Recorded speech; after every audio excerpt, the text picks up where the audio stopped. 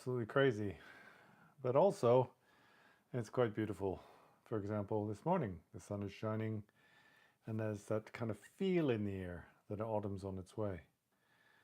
The earth keeps going on, the cosmos keeps going on. Really, our lives here on this planet are pretty small and insignificant. But we seem to cause a lot of problems for each other. And really what we do is we make our own suffering. We cause ourselves to suffer in the world. Everyone let me know if you can hear me clearly. I'm trying out a different format. I don't know why, but the camera is like always reversed. Doesn't seem to be anything I can do about it if I use the selfie mode. So anyway, I don't know if you noticed. You can hear me, great. So there's a lot going on in the world. I think we should just share some thoughts on these things. In many ways, people are kind of a little bit depressed, right? Kind of feel like things are hopeless. That's kind of not a correct way to think about it in some ways, maybe, because that's ignoring impermanence, right? How things change. Cody says it's too quiet. Is that the case, everyone? Can you hear me okay? Or is it too quiet? But, you know, things never stay the same. They change. That's how it is. The seasons change, the mountains crumble to the sea. I mean, we've talked about this before in a previous video. And not appreciating impermanence is a real problem, for the good and for the bad. For example, many people kind of feel like they don't want to grow old, etc.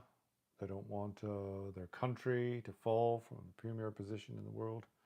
They cling on to these notions of identity and permanence. That's one thing. But also when there's hard times, right? When things are bad, then that's also impermanent. It doesn't last forever. But there are some indications now where we're headed in these modern times. In some ways, we've had a kind of boon, right? For the last 80 years or so, then we've experienced relative happiness and peace and tranquility in the world. I mean, there's been some terrible things going on. There always are.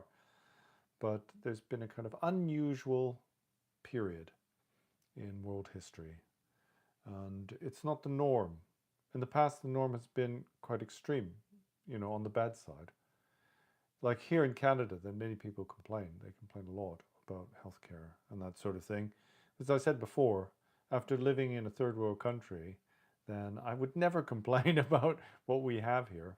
I mean, just the roads, for example. You know, there's this quiet little part of BC where my parents live, where they have their house, and they maintain the roads really well. And it must cost absolute millions and millions of dollars. And we take it for granted, right? It's part of our wealth. It's part of our inheritance, our entitlement in the world. And then, like, for example, our friend here, Soaring Free, says, like, aging scares us. But it's natural. You know, there's the good and the bad. There's good and bad when it comes to youth and aging as well. You know, when I was young, I was totally ignorant and immature. And I've gained a lot through my life, through experience. And I've experienced hardship as well, you know, a lot of bad stuff. But we grow through that. What we need is to develop spiritual knowledge and spiritual growth and come to understand what's important, what's ultimately important, not temporarily important. You know, we need to eat, etc. But essentially, for example, when push comes to shove, when things get really bad, then our perspective changes, you know, when it's a matter of survival. So I was saying people complain a lot about the direction we're heading in, but we're kind of returning to a norm. And one thing that's really apparent is that the entire world is going back to a kind of authoritarian mode, right? This strong yang energy is happening, and it's quite daunting. It's a bit scary. I mean, now we're starting to censor comedians in America. That's a really bad sign. I mean, if you look at the kind of countries where they do that, sort of people who do that, Kim Jong-un, North Korea, right? Saddam Hussein, that's the sort of thing. You wouldn't dare be a comedian in the time of Saddam Hussein. But it's not that bad, right? Because Saddam Hussein, in his time, then they would like feed people they didn't like to lions. So, you know, Jimmy Kimmel's been cancelled. he's lost his job. But they're not like feeding him to the lions, right? It's not gotten that bad.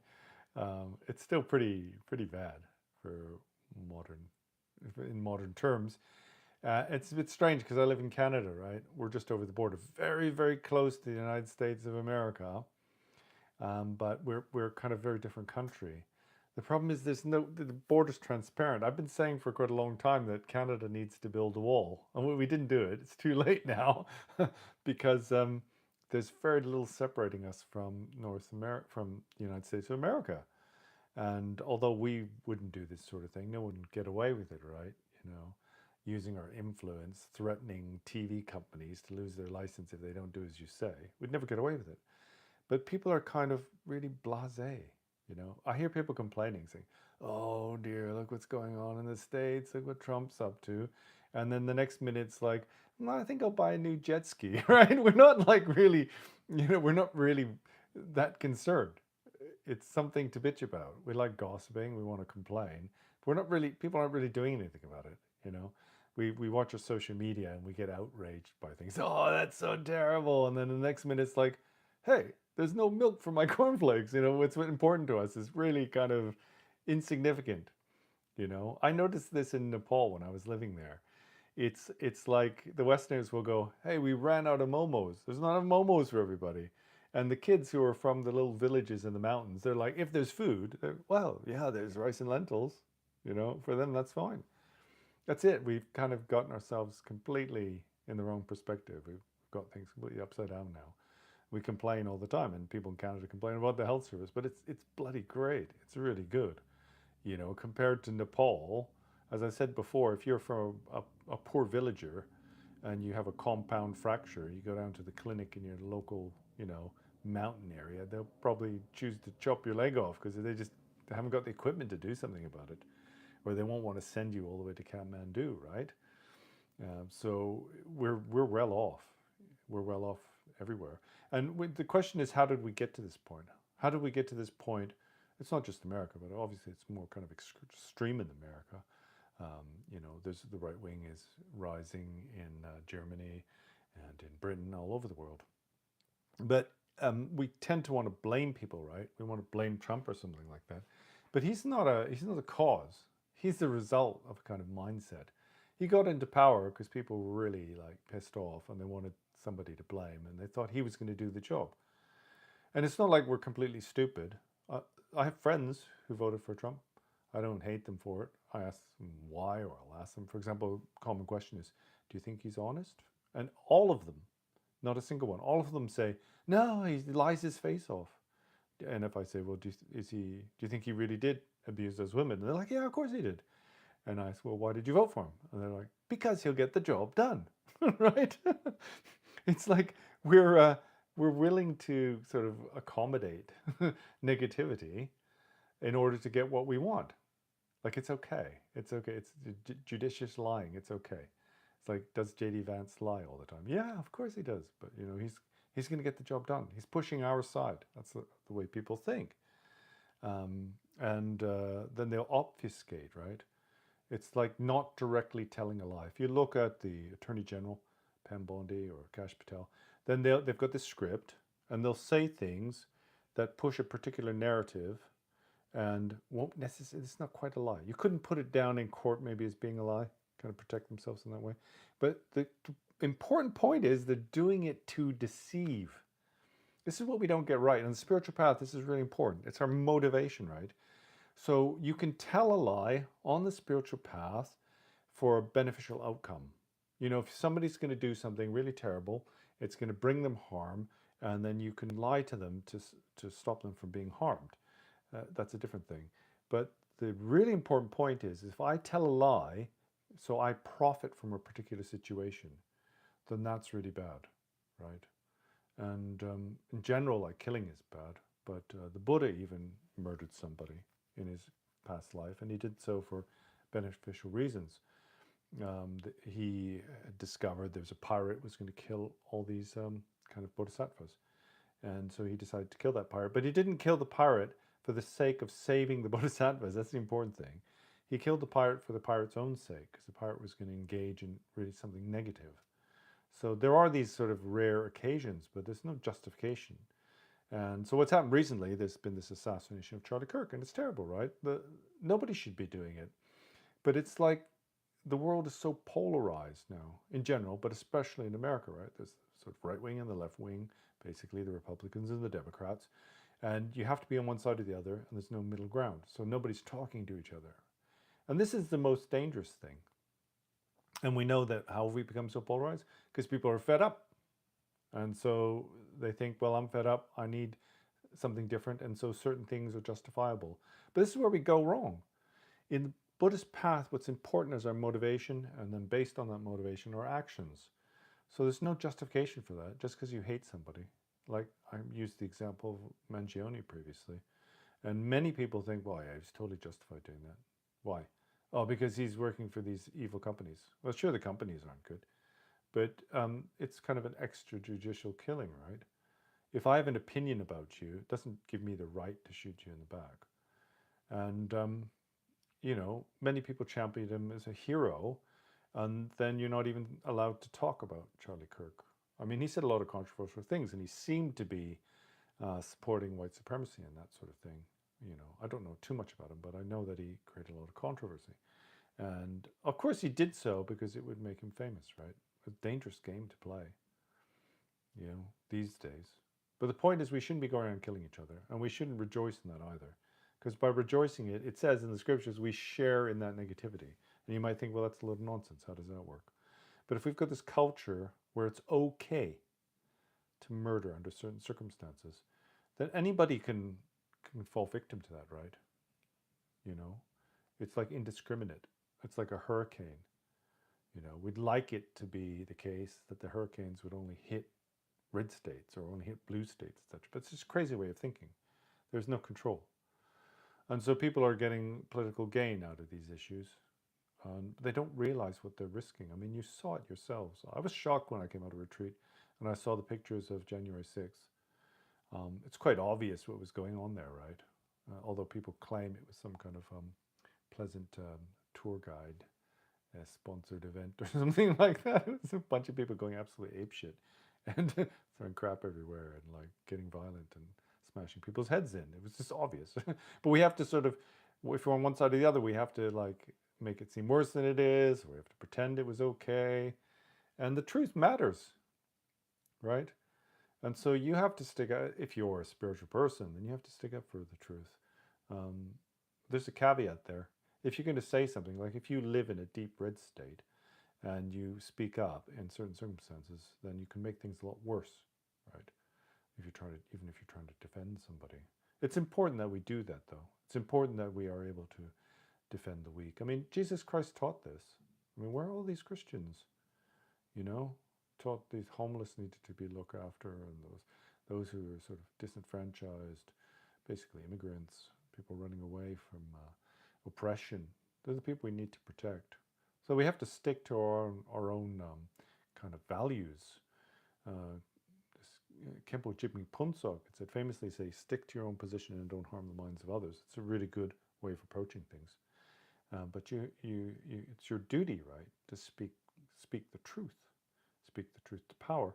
So part of this problem in the States is that you only have two-party system, right? It's kind of like a third, but it's not good, right? It only increases polarity. And it's the other thing is the politicians feel like they have some kind of entitlement. So it's like, well, this is a democratic state, so we're entitled to these seats, and the Republicans are entitled to these seats. And then so everybody feels like they don't have a choice. And in order to solve that, then the first time Trump got in, then many people voted for him thinking he was going to sort it out. Of course, he's not going to sort it out. He's a spoiled billionaire kid who's done nothing all his life but to look after his own interests. He doesn't give a shit about anybody, not even his own family or his wife. Come on. That's not going to sort out the situation. There are some people who are for a multi-party system in the States, but obviously, and they're terrified, right? Because if there's other choices, then they will lose their entitlement. This kind of idea that there's only two parties and that they only have, you know, that certain areas are belong to one party and to the other. And if that situation gets exacerbated, for example, through gerrymandering, then you can have no choice at all. It's just like you have to live with the division as it is. And this is the problem. We're suffering from division. One of the worst types of negative karma of speech is this divisive speech, to sort of separate and divide people. And this seems to be the entire purpose of influencing on social media, etc. And it's really terrible. And it's easy to get emotionally invested in something and get carried away, right? When we see, like many people, when they saw Luigi Mangione's kill this CEO, they were like, yeah, stick it to the CEOs. And then the same things, like many people, when they heard Charlie Kirk had got assassinated, were cheering that. What kind of mentality and environment does this create for us? And undoubtedly, things are getting worse, right? For example, you may have heard that the UN recently declared that what Israel is doing is genocide. And many people, probably everybody I know, feels like it's genocide and felt that for a long time. So many people go, yeah, they finally spoken out. But can you see the other side of this? There's a really quite difficult side to this. Because once that statement has been made, then basically people have to take sides. Because the Israeli government, I have nothing against the Israelis, it's Netanyahu and his government, right? They're totally corrupt. Are just saying, this is lies, disinformation, this is something being spread by Hamas. And then you are saying it's genocide. And so what are you going to do? You take one side or the other. It's absolutely crazy, right? I'm not saying you shouldn't. Personally, in my opinion, then it is a planned genocide. That's my opinion. And it's completely inexcusable what's going on. And I mean, so many countries are sending weapons to Israel, and no more so, I think, than the United States of America, right? It's not a good situation, right? You can't just pump somebody full of weapons kind of artificially. We've made these mistakes in the past throughout time. For example, what happened in South Africa? Then the Boers, they used to like sell guns to the local tribes people, and they were basically hunter-gatherers, and they do so in exchange for meat or slaves or whatever they could get. And of course, by just like pumping weapons into an environment so that there's this disparity is going to cause a problem, because human nature is that if we are in a position of strength, then we're going to abuse someone else. It's like even spiritual people aren't able to overcome this. You see it in spiritual communities all the time. When somebody gets a bit of position and status, they fall to pride, and then they start like kind of abusing other people. And it's because we are ordinary, confused, sentient beings, right? Um, you know, Trump is an ordinary, confused, sentient being, maybe a little bit more confused than others. You know, Keir Starmer is confused. We're confused compared to like Jesus Christ or compared to the Buddha, right? And we're also confused compared to some of the better people that have existed in human history. Because we just like invest ourselves in our own suffering and thinking we're going to get happiness out of that, right? So our job is to develop this kind of really stable mind, mental stability, and a kind of very virtuous mindset, and also not to lose our compassion for others, you know, because obviously some of these politicians are making our life utter hell, making things very uncertain, but they're totally immature. They have no idea what they're doing. And if you just look at the consequences of this kind of movement towards the right, towards authoritarianism, then almost none of them get out, right? It's called the dictator trap. Putin's in that position.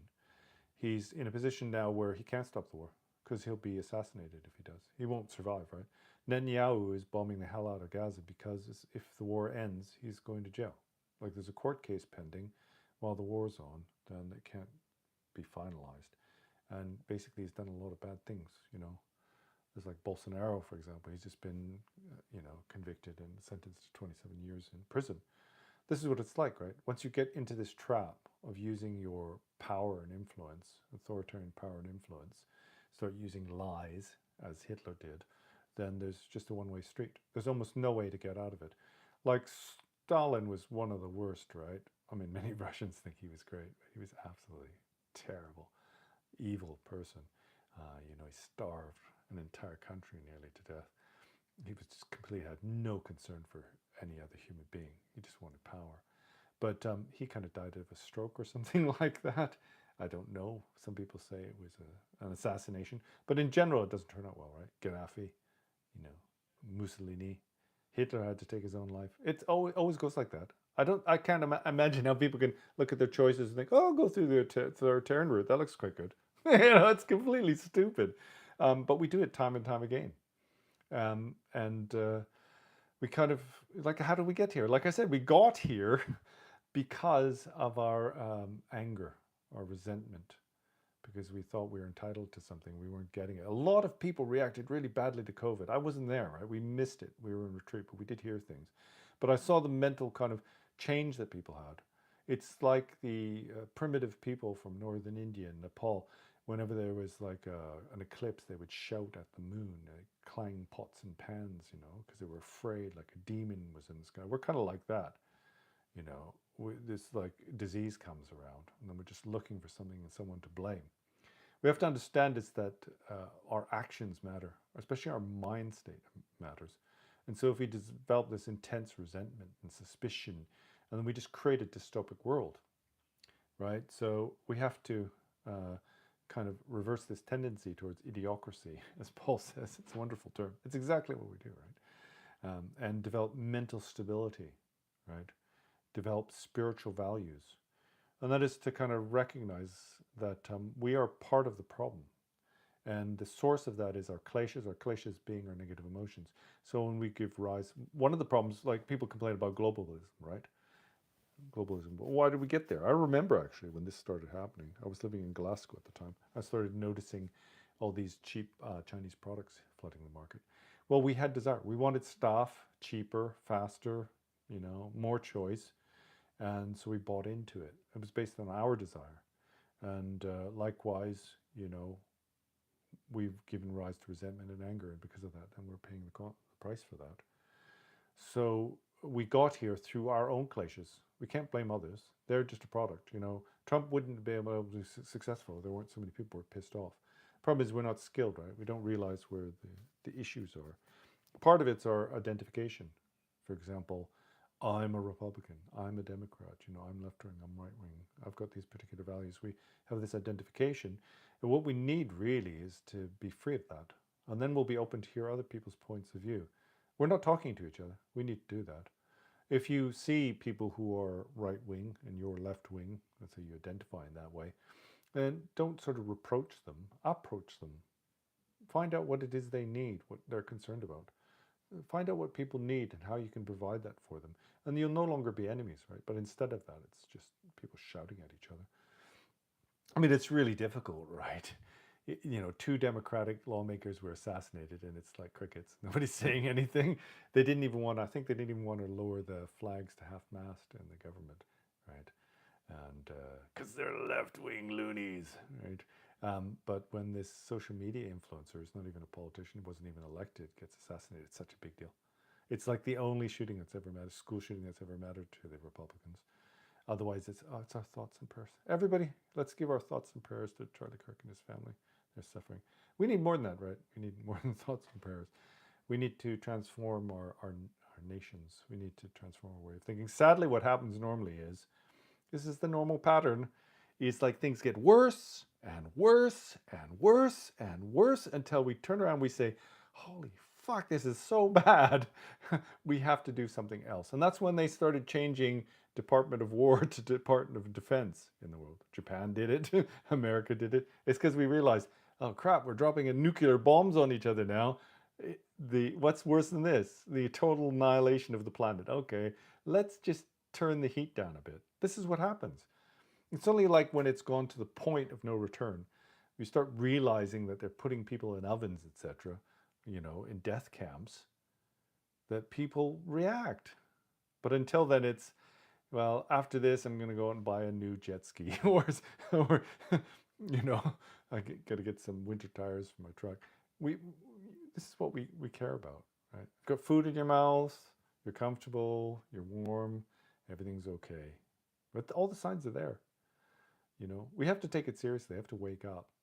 So how did we get here? Well, my opinion, we got here from our glaciers. We got into this mess globally because of our desire, and because we want stuff and we don't want to lose that what we have. And we were really pissed off, and so we elected some lunatic like Trump twice. That's how we got here. And because he's just a loose cannon, a bull in a china shop, He's just wrecking everything. He's wrecking the economy. He's wrecking the international order. The norms. He's totally destroyed America's soft power. Now China and India and North Korea and Russia are getting together and going, hey, we don't need you guys anymore. Well, America's divided, right? Where the house is divided, all the rats are getting in.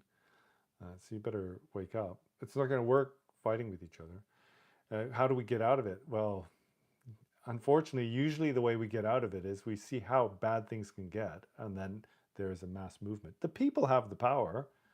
There's billions of us.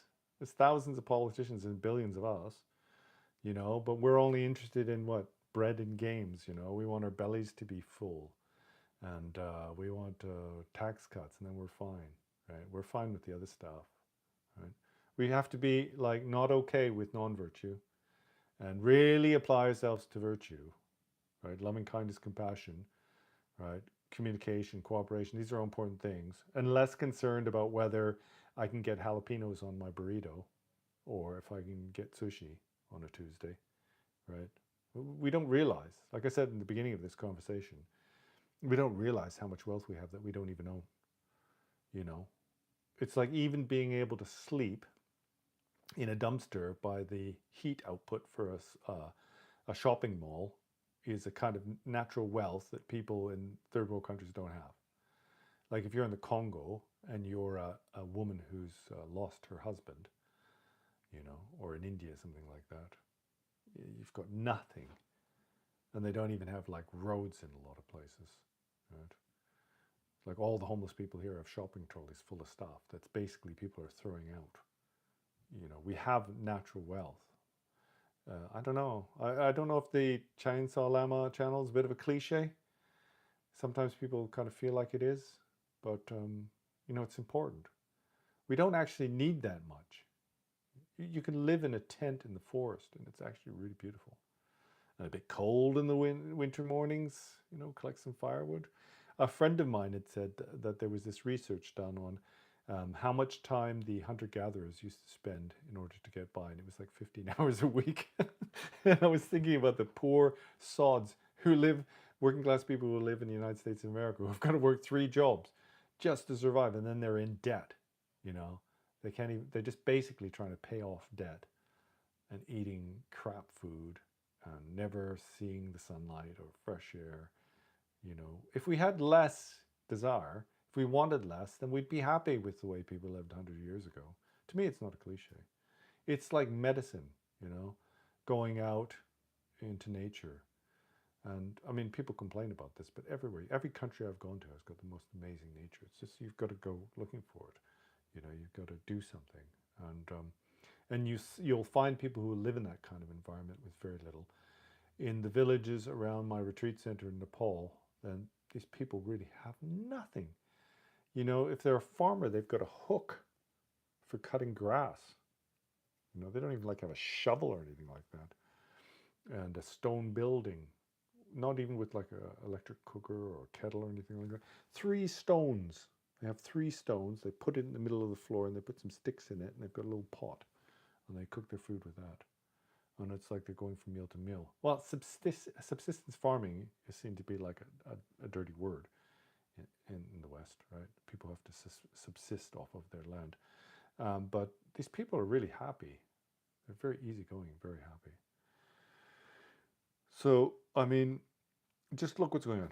There's Gaza, for one thing. That's just cannot continue, right? People need to speak up. What's going on in Ukraine is absolutely terrible. And there's plenty of people who still believe all the Russian propaganda, right? In fact, many people haven't clocked on that Russia and China have been working for decades to divide us in the West. And we're just suckers. We're just like falling for it, hook, line, and sinker, right? And there's still loads of people who just think, who don't realize that, I mean, Putin's been saying it his entire career. He wants to reunite the Soviet Union. He's ruthless. He used to be a KGB officer in Eastern Germany, right? I mean, I remember Eastern Germany when it was communist. It was absolutely horrible. It was like some Orwellian nightmare, how oppressed those people were. That's his history, and he just murders anybody he doesn't like.